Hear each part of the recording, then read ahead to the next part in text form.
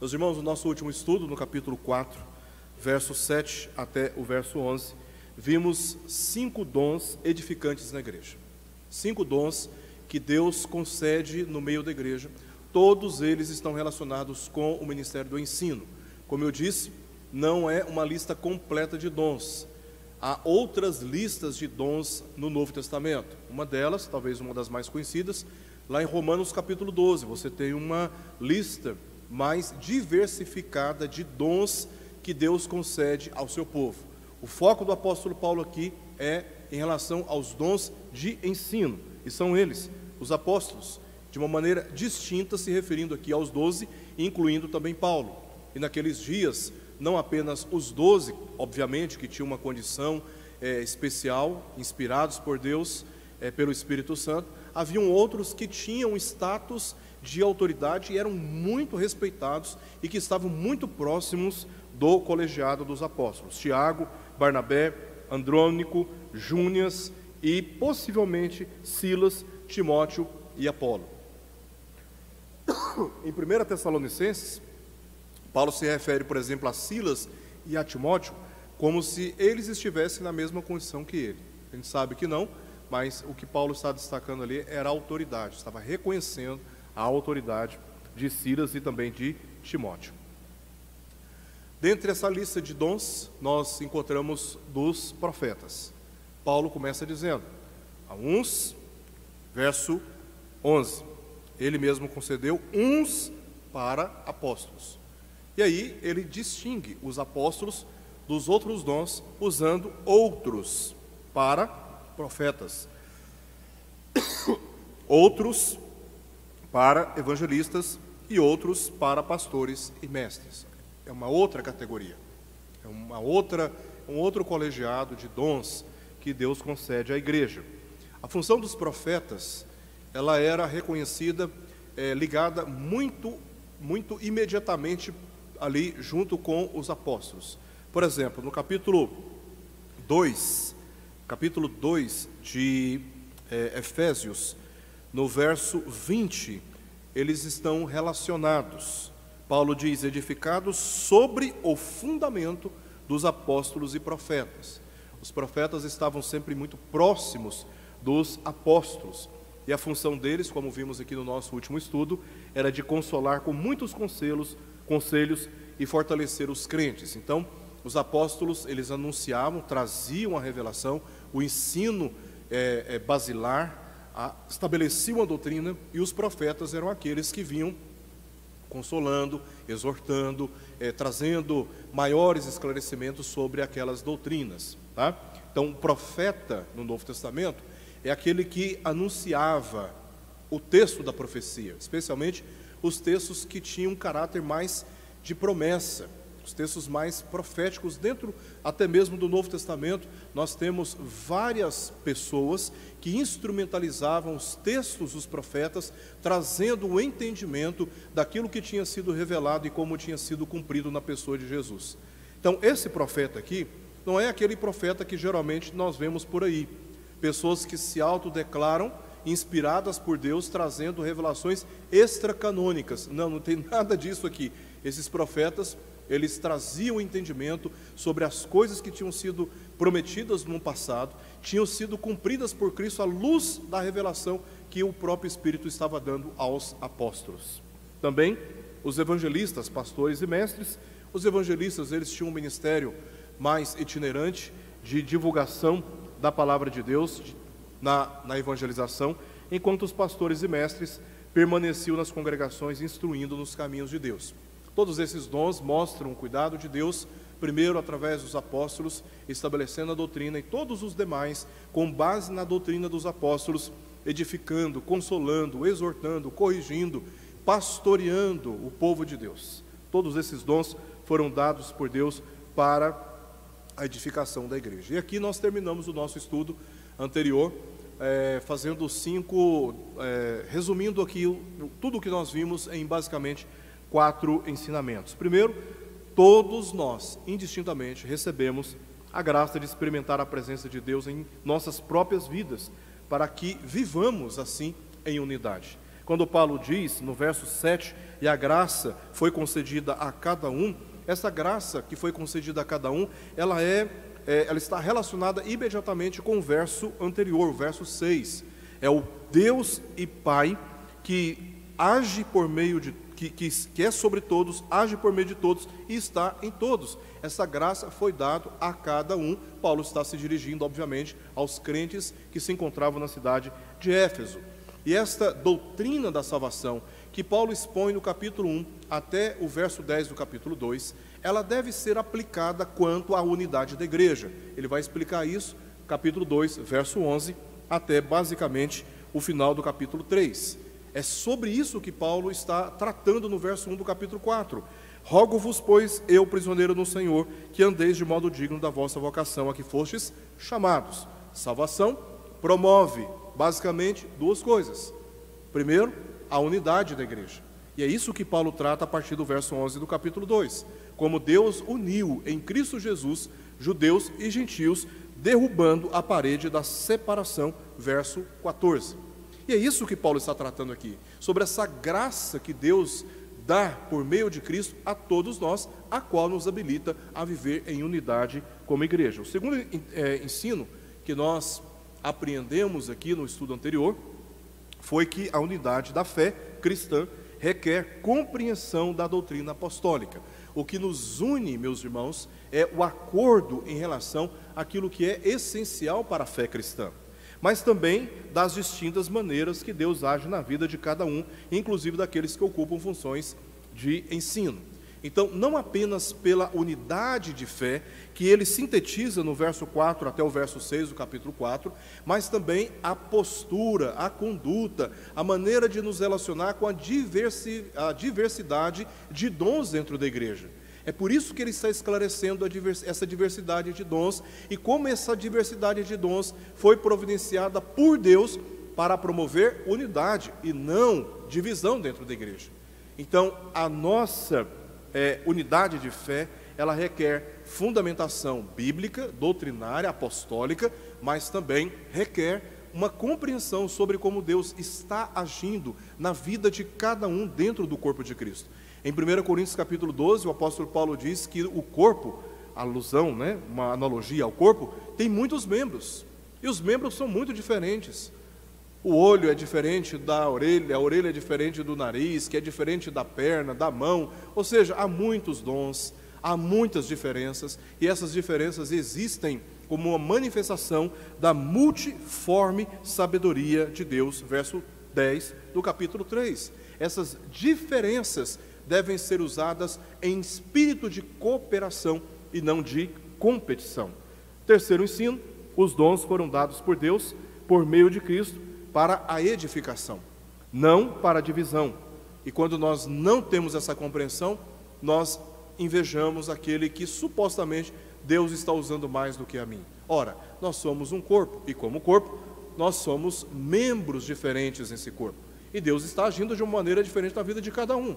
Então, os dons que existem no meio da igreja, dados por Cristo, todos eles são úteis e são destinados para a edificação, não para a divisão. Então, não justifica inveja, não justifica ciúme, não justifica disputas, não justifica nada dessa maneira, nada nesse sentido, tá? Nada nesse sentido. E por fim, o dom do apostolado passou. O dom do apostolado, pela característica do corpo apostólico e pela inspiração do Espírito a eles que tinham a incumbência de lançar os fundamentos doutrinários para a igreja, esse dom passou. E essa compreensão é saudável biblicamente, não apenas pelas evidências literais que nós temos no texto bíblico, mas também pelo aspecto da própria teologia. Porque se nós não compreendermos que este dom passou, nós teremos que admitir que, à parte dos apóstolos, ainda há pessoas inspiradas pelo Espírito Santo, lançando fundamentos da igreja, e nesse sentido as Escrituras não são suficientes. Então, para admitir que há ainda em nossos dias, em vigor, dons revelacionais, nós temos que admitir que a Escritura não é suficiente, porque ainda há revelação nos nossos dias, à parte do cânon bíblico, tá? Então, isso não faz o menor sentido, biblicamente falando, porque todos os demais dons, a partir dos fundamentos doutrinários que foram lançados pelos apóstolos, eles serviram para a edificação, mas sobre um fundamento que já tinha sido estabelecido. Então, o dom do apostolado passou. Outros, nós acreditamos que ainda são dados por Deus, como, por exemplo, o dom de profecia. Não como eu já mencionei, como uma capacidade de trazer revelação extra-bíblica, como alguém que está ouvindo da parte de Deus algo que ainda não foi revelado na Escritura. Mas, se compreendermos o dom de profecia como um dom de pregação, aquele que é dotado de uma maneira especial pelo Espírito Santo para, na instrumentalização da palavra da profecia, anunciá-la, aí sim, então nós podemos compreender que Deus ainda dá este dom de profecia, aquele que anuncia a profecia, tá? Também o dom de evangelista, do pastorado e da docência, o do mestre, do ensino propriamente dito, e todos esses dons, conforme lemos no verso 12, foram dados por Deus para a edificação, e este é o ponto central aqui do nosso estudo hoje. Então já vimos aqui os dons edificantes na igreja, verso 7 ao verso 11, e hoje veremos a finalidade destes dons na vida da igreja. Antes, vamos ler a passagem, capítulo 4 de Efésios, versos 12 até o verso 16. A palavra de Deus diz assim: com vistas, depois de relatar os dons, tá? Aí ele entra no verso 12 dizendo: com vistas ao aperfeiçoamento dos santos, para o desempenho do seu serviço, para a edificação do corpo de Cristo, até que todos cheguemos à unidade da fé e do pleno conhecimento do Filho de Deus, à perfeita varonilidade, à medida da estatura da plenitude de Cristo, para que não mais sejamos como meninos, agitados de um lado para o outro e levados ao redor por todo o vento de doutrina, pela artimanha dos homens, pela astúcia com que induzem ao erro. Mas, seguindo a verdade em amor, cresçamos em tudo naquele que é a cabeça, Cristo, de quem todo o corpo, bem ajustado e consolidado pelo auxílio de toda junta, segundo a justa cooperação de cada parte, efetua o seu próprio aumento para a edificação de si mesmo em amor. E assim, o apóstolo Paulo termina a sua primeira aplicação dos fundamentos soteriológicos, ou os fundamentos da salvação, da doutrina da salvação, que ele faz nos capítulos 1 até o capítulo 3. A primeira aplicação que ele faz tem a ver com a unidade da igreja, tá? Algo que ele já estava desenvolvendo a partir do capítulo 2, verso 11, mas agora ele está dando um enfoque diferente. Ele está agora trazendo luz a uma particularidade na vida da igreja que tem relação intimamente, como já vimos, com os dons. A partir daqui, veremos outras aplicações que Paulo faz a partir da consciência de que em Cristo Jesus fomos salvos pela graça de Deus mediante a fé. Então, hoje veremos a finalidade dos dons na igreja. A finalidade dos dons especiais mencionados aqui, que são concedidos a alguns, não são concedidos a todos. Gramaticalmente falando, nos chama a atenção o fato de que os apóstolos são descritos como uns, e em relação aos demais, o apóstolo Paulo usa outros. Ele não generaliza, ele não totaliza os dons na igreja, apenas uns e outros, ou seja, não é todo mundo.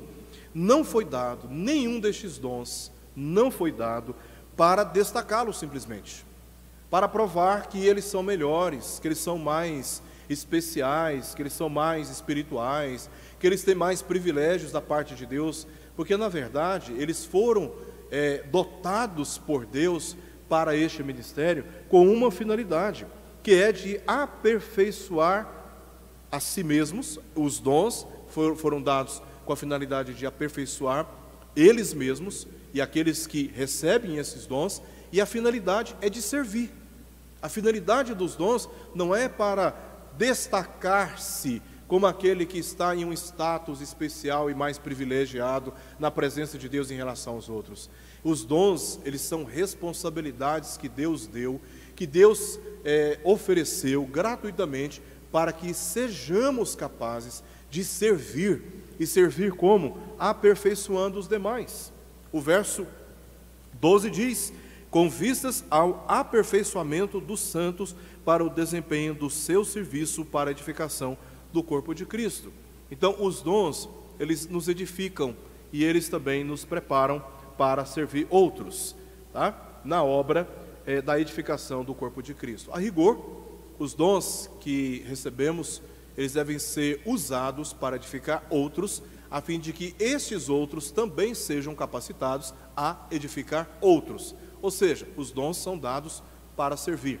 Os dons, eles são habilitações que Deus nos dá para que sirvamos uns aos outros, e Paulo ainda está falando sobre unidade.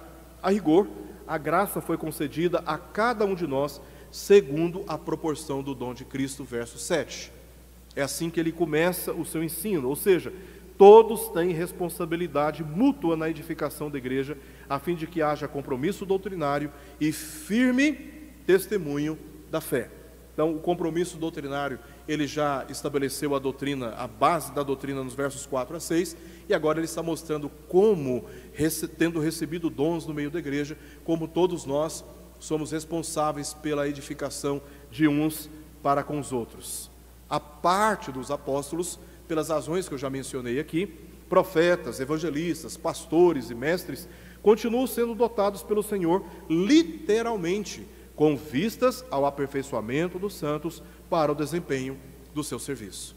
A ideia que Paulo nos traz através dessa palavra é que todos os membros da igreja, eles têm uma missão.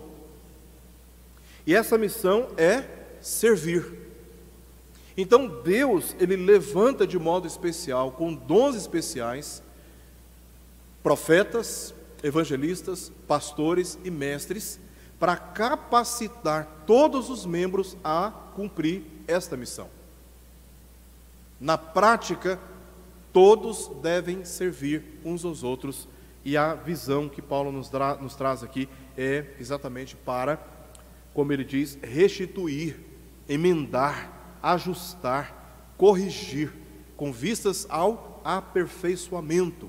E a palavra grega que ele usa aqui traz exatamente essa ideia.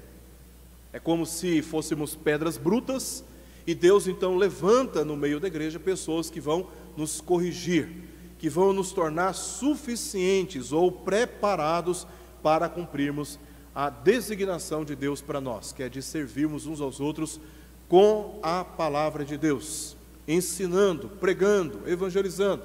Então todos nós somos chamados para isso, outros para nos capacitar a melhor cumprir esta missão. Veja essa palavra aqui que Mateus usa no capítulo 4, verso 21.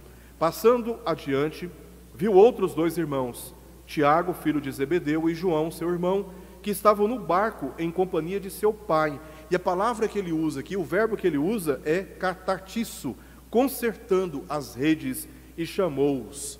A ideia de aperfeiçoar é corrigir, é reparar, emendar, completar, satisfazer, tá?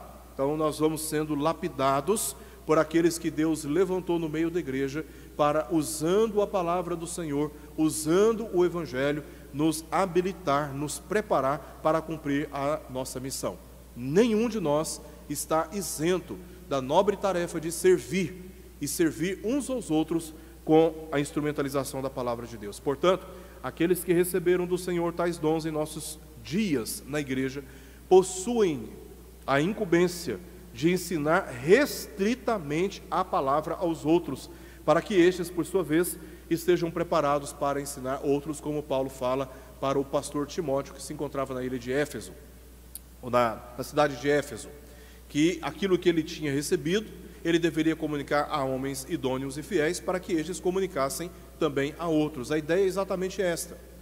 Então, nós não recebemos dons para ostentarmos a nossa espiritualidade na frente dos outros, assim como os escribas e fariseus faziam com as suas vestes e também com as suas orações públicas e seus jejuns, que faziam questão que todos soubessem, como Jesus exorta os seus discípulos no capítulo 6 de Mateus. Não é para isso que nós recebemos os dons, é para nos humilhar, é para servir uns aos outros, é para habilitar outros a cumprir a sua tarefa. Todos nós fomos chamados para isso. Todos nós, Deus levanta de modo especial pessoas que nos capacitam para cumprir exatamente esta responsabilidade que todos nós recebemos. A igreja, ela é edificada não por meio de programas, entretenimento, recreações ou passeios. A igreja, meus irmãos, ela é um corpo espiritual. E como corpo espiritual, ela precisa de alimento. E esse alimento é a palavra de Deus. A igreja, ela é nutrida pela palavra de Deus. A igreja, ela é curada pela palavra de Deus. A igreja, ela é dirigida pela palavra de Deus. Ela é purificada pela palavra de Deus. A igreja precisa de palavra. A igreja precisa de fidelidade na comunicação daquilo que Deus já revelou aos seus servos no passado, os apóstolos. Então, a igreja, como corpo, ela necessita de alimento. Nós podemos fazer muitas atividades como essas, não há nada de errado em relação a isso, tá? Passeios, entretenimentos, recreações, não há nenhum problema em relação a isso, a menos que tratemos essas estratégias como estratégias fundamentais de crescimento da igreja. Aí sim nós enveredamos por um caminho que não é o caminho saudável para a igreja. O que a igreja mais precisa é de palavra. E hoje você percebe claramente uma inversão. Hoje os pregadores estão se tornando palestrantes motivacionais. Hoje as atividades da igreja, ao invés de serem atividades voltadas para o ensino, estão mais focadas em atividades de entretenimento. E é por isso, irmãos, que as igrejas estão cheias e ao mesmo tempo pessoas vazias de maturidade espiritual, de maturidade bíblica. São pessoas que passam anos e anos e anos numa igreja. E a parte daquelas que saem escandalizadas e frustradas e decepcionadas não apenas com a igreja, mas transferindo injustamente suas frustrações e as suas decepções para Deus, e são pessoas que estão sem nenhuma fundamentação bíblica, ficam anos e anos e anos na igreja. Você vai conversar, rapidamente você percebe que não há maturidade bíblica, doutrinária para nada, mal conhece a Escritura, mal leu a Escritura, e as igrejas continuam cheias. Por quê, irmãos? Está faltando mais do que nunca a palavra de Deus nos púlpitos das nossas igrejas. Está faltando mais do que nunca pastores comprometidos com as Sagradas Escrituras e com seus joelhos dobrados na presença do Senhor, clamando a Deus para que os use pela ação misericordiosa do Espírito Santo. E é por isso que as nossas igrejas nos nossos dias estão tão distraídas. Todos os sinais dos nossos dias estão apontando para o breve retorno do Senhor Jesus, enquanto, tristemente, muitas igrejas se encontram distraídas por causa daqueles que a entretêm, aqueles que estão distraindo sua atenção, aqueles que estão iludindo a igreja com falsas esperanças. O objetivo de tudo isso é a edificação uns dos outros para o serviço, não a vanglória ou o partidarismo dentro da igreja. E aqui, no verso 12, nós vemos que a finalidade imediata da concessão de dons à igreja é para ensinar outros, para que, preparados, ensinem outros, tá? Ele diz, com vistas ao... E aí, depois nós vemos os versos 13 a 16, a finalidade última. A finalidade última, ele diz, até que... Paulo está chamando a nossa atenção para, não apenas para o meio, com vistas a... Mas ele chama a nossa atenção também para uma finalidade última, vamos assim dizer, tá? Para onde nós estamos caminhando? Qual é a nossa finalidade? E a finalidade é a maturidade cristã, medida pela estatura do varão perfeito que é Jesus Cristo. Então, os dons, eles são dados com uma finalidade, e a finalidade é alcançarmos a maturidade segundo a estatura de Cristo.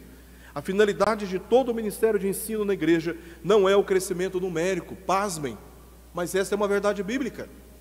A finalidade do ministério de ensino na igreja não é o crescimento numérico, não é o crescimento estrutural, paredes, bancos, acampamentos, não é a estrutura, não é também o crescimento financeiro da igreja, nem a sua popularidade hoje nas redes sociais. Vamos mostrar para a cidade o nosso tamanho, o tamanho da nossa igreja e o tamanho da nossa influência para pressionarmos políticos a atenderem os nossos interesses. Meus irmãos, a finalidade dos dons que Deus dá à igreja não é nenhuma desses anseios, mas a correção doutrinária e moral dos crentes.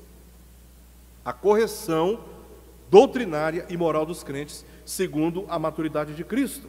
E aí ele vai dizer nos versos 13 ao verso 14, a medida da estatura da plenitude de Cristo. Antes ele diz sobre a perfeita varonilidade, a medida. Varonilidade tem a ver com o status masculino, o perfil do homem, a macheza, vamos chamar assim, né? Segundo a medida da estatura da plenitude de Cristo.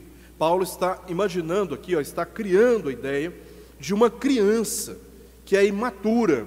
Então o pai vai ensinar essa criança até atingir a estatura física de um homem adulto, maduro. Então essa é a perfeita varonilidade, segundo a medida do próprio Cristo. Então devem os crentes ser ensinados a sair do seu estado de infância, de imaturidade, de infantilidade, para que cresçam de acordo com a estatura da plenitude de Cristo. Versos 13 a 14, e por fim, cresçamos em tudo naquele que é a cabeça, Cristo.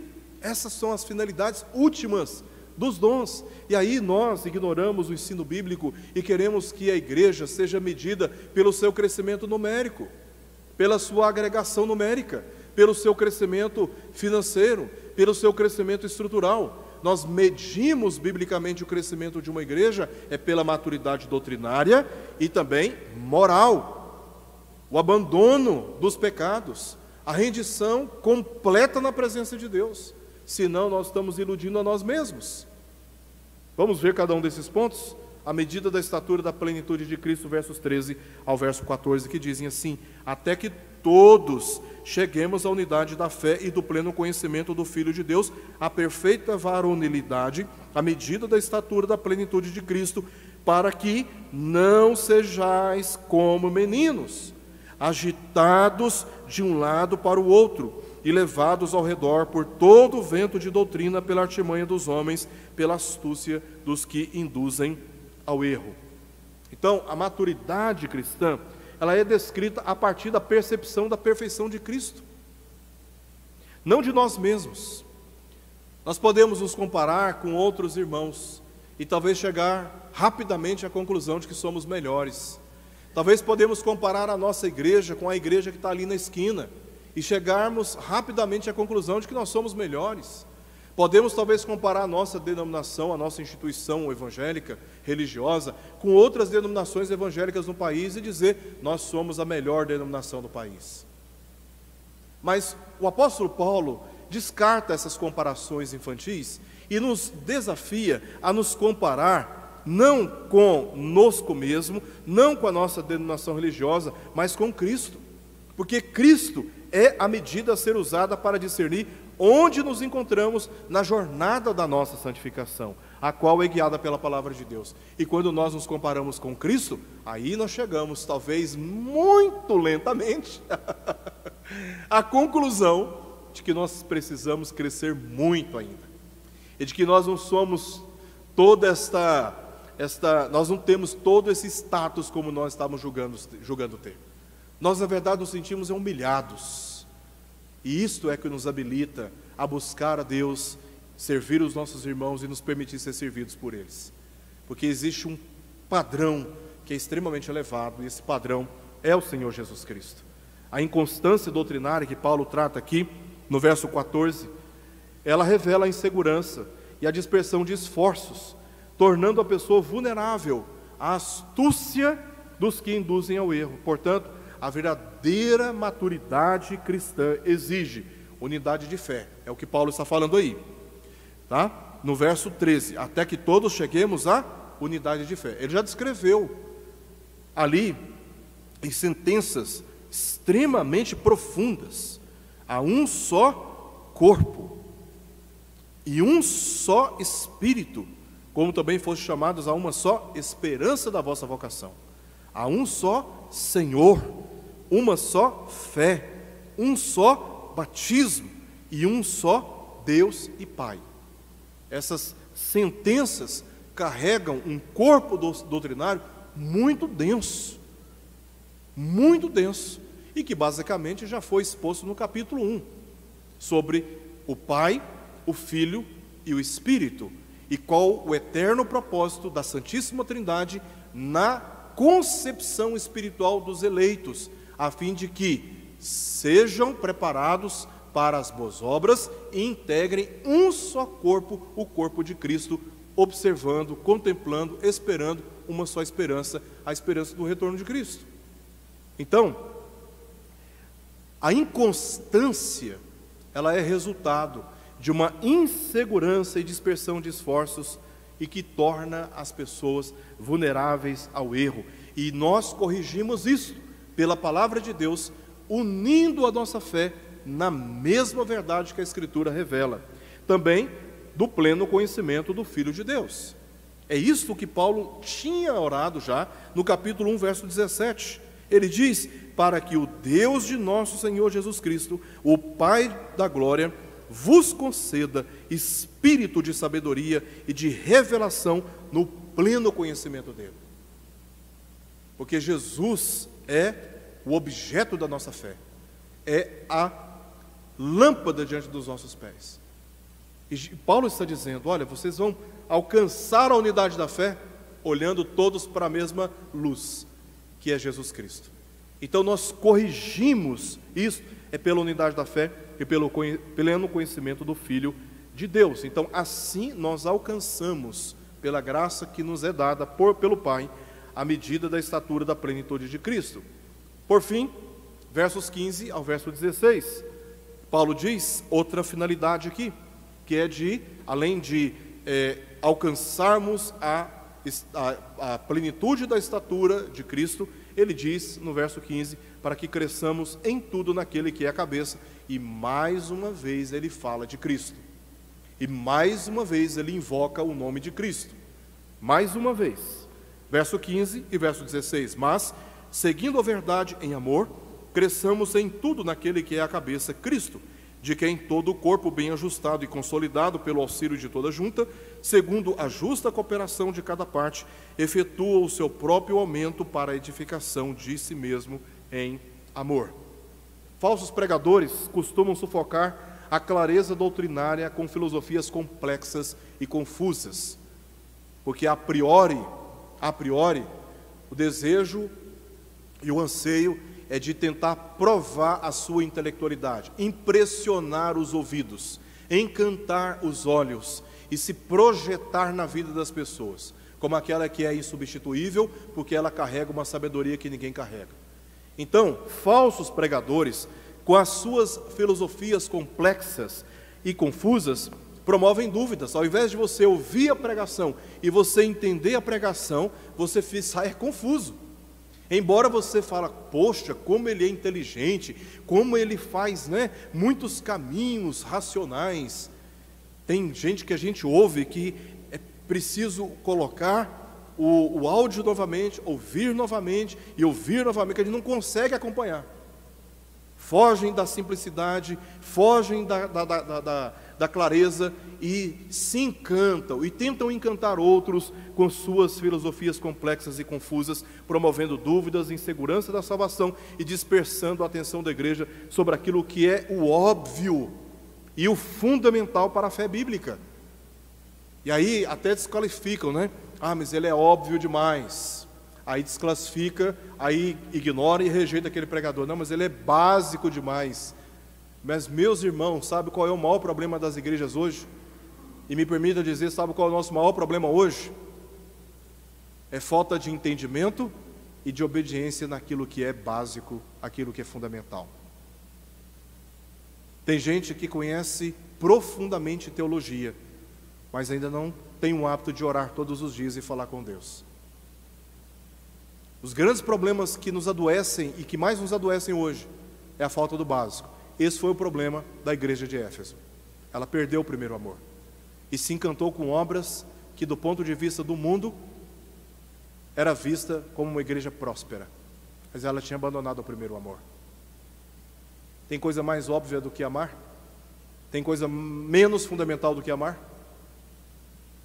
Falsos pregadores não se conformam com a clareza e com a simplicidade das Escrituras. Eles querem inventar moda. Eles querem, de alguma maneira, fazer uma propaganda de si mesmo, para se garantir, obviamente. Contra essas astúcias, veja como Paulo começa o verso 14. Mas, ele tinha acabado de falar sobre a artimanha de homens pela astúcia com que induzem ao erro. Agora veja como ele começa o verso 15. Mas, ou seja, ele está contrapondo o comportamento desses homens. E aí Paulo vai e cita uma palavra simples, dizendo, seguindo a verdade em amor. Seguindo a verdade em amor. Então, contra essas astúcias, Paulo afirmou a necessidade determinante de seguir a verdade em amor, ou seja, associar convicções doutrinárias ao cuidado de uns para com os outros da mútua edificação. Ora, o que adianta eu saber muito e não ser capaz de transmitir o muito que eu conheço para a edificação dos meus irmãos?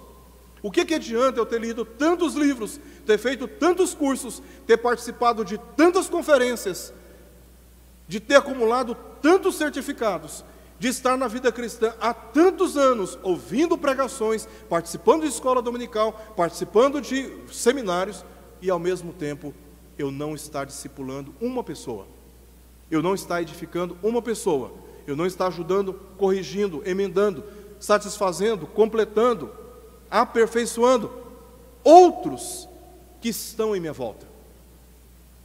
Eu estou valorizando muito mais a mim mesmo, o meu status social, do que a missão que Deus me deu.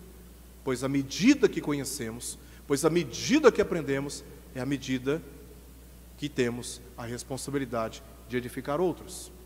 Então nós não podemos ser negligentes com o dom ou a capacitação que Deus tem nos dado através da sua santa palavra.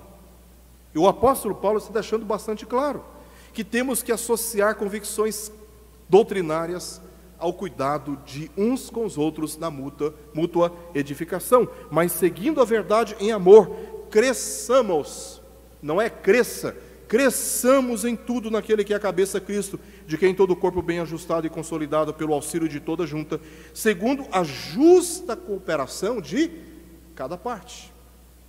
De cada parte.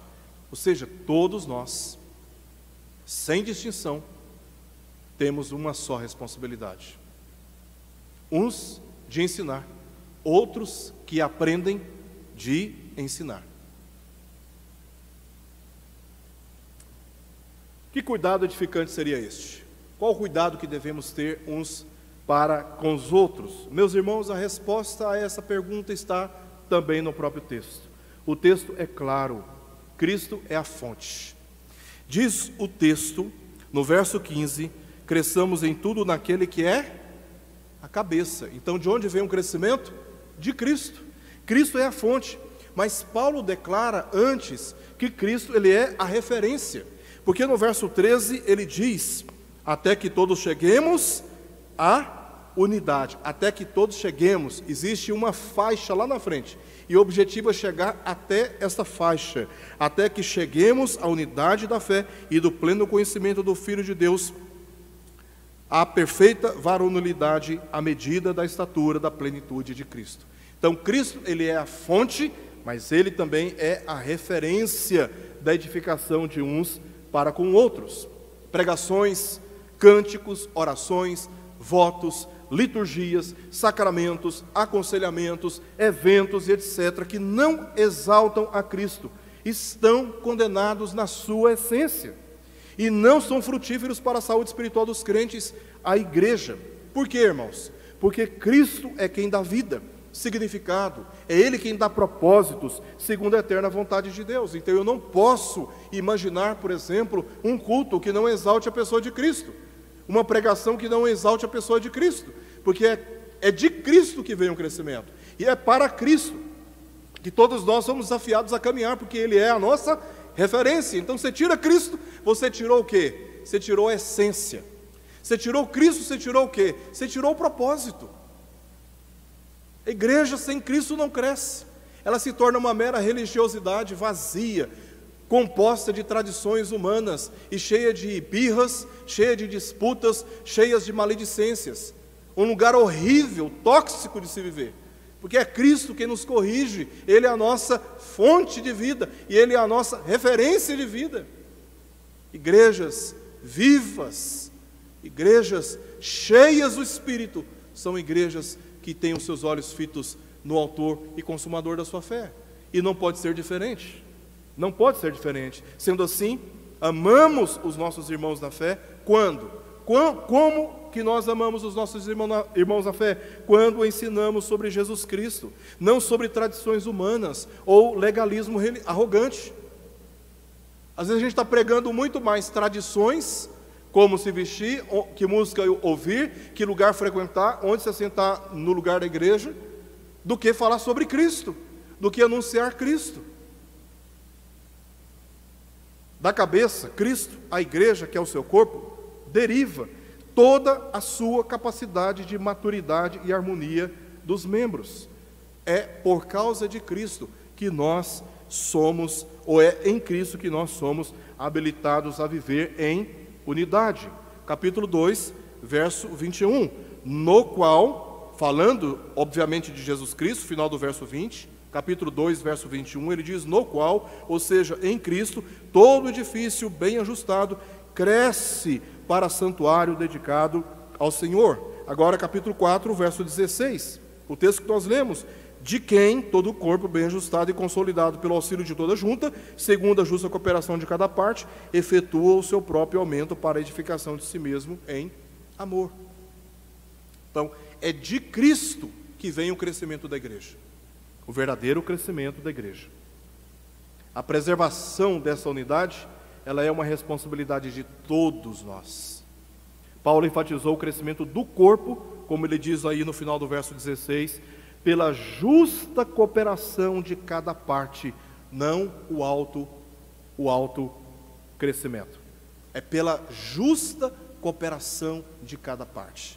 Então todos nós, apesar de outros, apesar de alguns terem recebido dons especiais da parte de Deus, esses dons foram destinados para edificar ou aperfeiçoar os demais membros da igreja, para que, uma vez preparados, e na medida que são preparados, fazer o mesmo por outros. Ou seja, todos nós somos chamados ao serviço de ensinar a palavra de Deus com fidelidade.